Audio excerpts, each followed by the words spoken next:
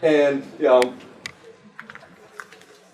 like I said, with the electricity sector, a lot of you have already seen these slides before, so it's not really going to be much of a shock. But for the rest of you, I'll go through an outline of what we'll be talking about. Is that going to move? No, move.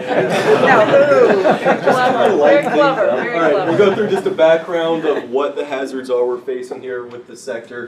Talk about interdependencies, that's been discussed a bit, so we'll go through that quickly. And then talk about some ways to get through these hazards, proactive design on the engineering side, tools and applications to get capacity back online, incentive creation to actually get these measures accomplished, government's issues. We've talked about how there's all sorts of overlapping responsibility in some areas where there's not, and how to bridge those gaps. And finally, we'll go through some budget and conclusion just to summarize everything.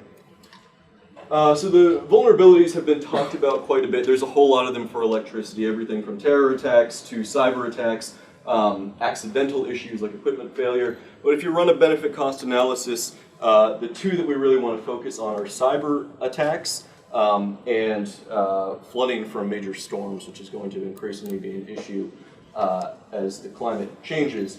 So looking at electricity provision to Massport, we basically have three major substations: Wood Island, which you saw that graphic of, Porter Street, and Harborside. And if you look at what happens at a Category 6 storm, mean high water, those are all underwater. And as anybody who has ever gone for a swim during a lightning storm knows, electricity and water don't mix. Hopefully nobody has done that. I didn't live to tell about it. Yeah, no, they're not here. I don't remember. So looking at Wood Island Station, again, you can get a little zoom in there and just see, just from water levels rising, that is at risk. So another area of hazard here is cybersecurity, which is often under-attended to. As was discussed in the previous presentation, there's been a lot of look at terrorism. That's sort of the vogue issue. But this is just a timeline of major cyber attacks that have caused damage to infrastructure recently. We haven't seen anything like that here in Massport, but the possibility is there, especially because most of the SCADA operating systems that control the regulation distribution of electricity are on old XP platforms, which are highly vulnerable. They stopped doing security updates years ago, so ideally we'll talk more about updating that to close vulnerability.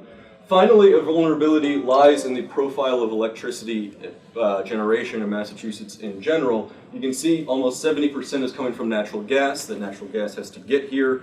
During a storm like Superstorm Sandy, we weren't able to offload that fuel, and 20% almost is coming from nuclear power. And as we know, often during storms or during electrical surges, nuclear power plants have to get kicked into standby mode, so those can't be accessed. We saw during the rolling blackouts of the Northeast in 2008, we had a few nuclear power plants in Ohio that were able to, or were knocked into standby mode. Fortunately, there was hydroelectric power that was able to fill that supply gap. Here in Massachusetts, there's a cap on renewables, so those more sustainable, resilient forms of electricity generation are not as available. And obviously, you add that all up, 90% is gone. That's right. It's very clear, right? The fossil fuel industry folks managed to get a cap placed on renewables so that they wouldn't compete for the natural gas. Right. So it makes us less, that makes us ultimately more dependent on their reliability. It's more complicated. More complicated, yeah. Okay. The governance is complicated behind it. Yeah. The point is that big windmill you might have seen over there, that's about 1,000th of the power generation as the liquefied natural gas facility it's sitting next to. So not a whole lot is coming from these sustainable sources that will continue to operate during the disaster. And of course, we talked about interdependencies. As you can see from this lovely convoluted chart, when electricity goes down, everything else, all these other sectors we've talked about, also go down. To break that down a little bit more, with the water sector, pumps, whether that's wastewater or fresh drinking water, those don't operate. Communications, you're not able to contact emergency services. You're also not able to operate emergency medical equipment. So during the Ebola scare, if you're not able to operate the chambers where you would put someone with Ebola symptoms, You can't do that without electricity. Transportation and fuel have already been discussed, but those are also reliant. So what kind of designs can we build to resist these hazards? Some of them are physical, basic engineering practices, things like weatherproofing with flood-proof doors, insulating electrical cables, undergrounding and also insulating those cables in the event of a flood, moving things like HVAC systems up onto a second floor or onto the roof. This isn't rocket science, but it's basic items that have not been addressed in many cases. We also wanted to point out automated monitoring and distribution systems. That's an updated system that would basically allow you to distribute electricity as supply goes down to those critical sectors, things like the air traffic control tower, the medical facilities here, in order to keep those functioning, even if things like the baggage claim, there's not enough electricity to power that. Additional tools and applications that allow us to get back, things like microgrids, as I was just talking about, on-site generators, having backup generators for critical facilities. Combined heat and power systems is something the head electrician, I don't know the exact title here, was discussing interest in. The advantage of any of these upgrades, including the one I was talking about on the previous slide, is that they're providing cost savings every day. They reduce demand, so that combined heat and power allows you to generate heat and electricity simultaneously, to wildly oversimplify it. So you're saving on the budget every day, and then during a disaster, you're also able to move the electricity consumption to the areas that most need it. And finally, in terms of human resources, we recommend that you streamline utility workers. One major issue that comes out during disasters is that there's red tape. So when you need a surge of, let's say, electricians to make repairs, they might not be registered, might not be able to get past the just bureaucratic red tape to get involved and get to work. So if you were able to create, say, a roster of licensed electricians around the area in Nahant and East Boston, they may not be on call for Massport every day, but in the event of an emergency, you've already got them cleared with the identification so they can get here and get to work. So those are some ideas for how to prevent these hazards or address them, but in terms of incentives to actually get that done, we have three major categories. In grants, the Department of Energy has an energy efficiency grant that's available. Capitalizing, as I said, a lot of these measures, on the one hand, they're providing cost savings and reductions of electricity consumption. They're also improving resilience in the event of a disaster, so you can get on the environmentalism sustainability bandwagon to pull in funding and also improve resilience. Massachusetts has a renewable energy trust. EPA has several programs.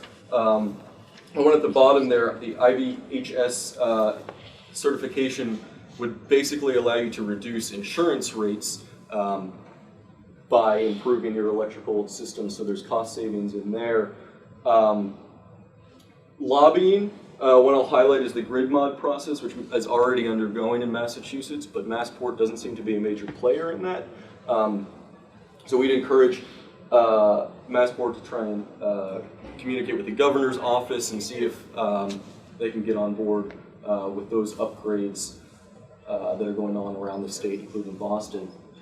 And finally, working with renters, so those that are in, say, the Innovation District, using the facilities here, either create pressure through a fee if a building doesn't meet certain resiliency requirements, if they don't have a backup generator on hand. You can charge a fee, and that would encourage them to make those upgrades on their own. Coordinating with the renters so that there's training in the event of a disaster. You move your the hard drives for your computers above ground, that way it doesn't get flooded, those kinds of things.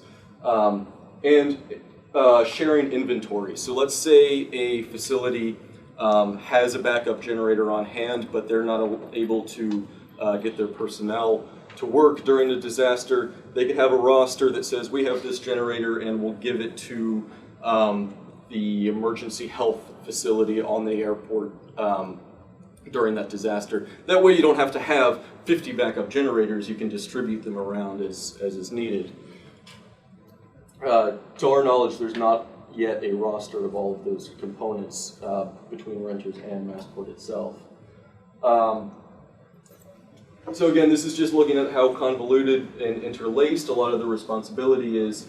One area I'd emphasize here is just with NSTAR and the national grid, in terms of creating net positives.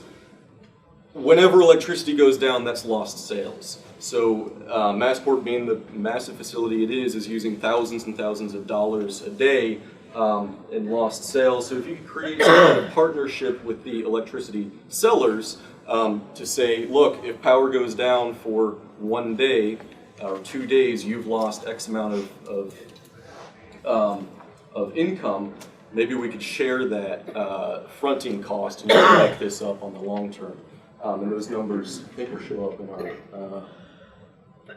next slides if there's any interest. So in terms of governance, we've covered most of those. In terms of executive engagement, so connecting with groups like NSTAR, because that electricity does have to come from somewhere. We're not generating much on site. And so we created a list of improvements, and I'll get to the budget in a second here. Again, on that 1 year and 5 year timeline. The only real change that goes on, almost everything is pretty critical for the 1 year timeline.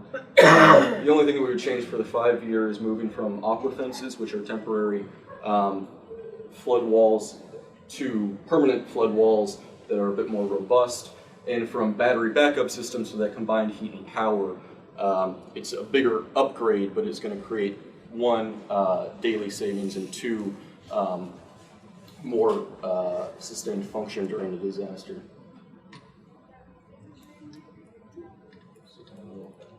If you're interested in our budget, we had that in the annexes. The original iteration of this, we didn't go through all that much, but that's how we work the numbers. Okay, great. Thank you.